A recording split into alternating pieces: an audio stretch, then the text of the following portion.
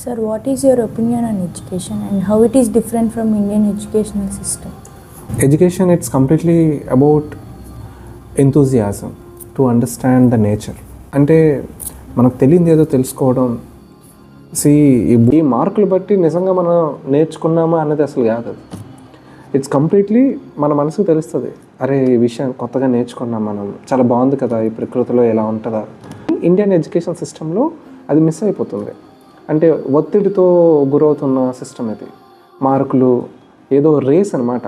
మా అబ్బాయికి ఎన్ని వచ్చాయి, మీ అమ్మాయికి ఎన్ని వచ్చాయి, వీటికే చదవడం అనే సెంట్రిక్ పాయింట్ ఏంటంటే తెలుసుకోవడం. వాళ్ళు ఇండియన్ ఎడ్యుకేషన్ సిస్టంలో సైంటిస్టులు తయారవ్వట్లా.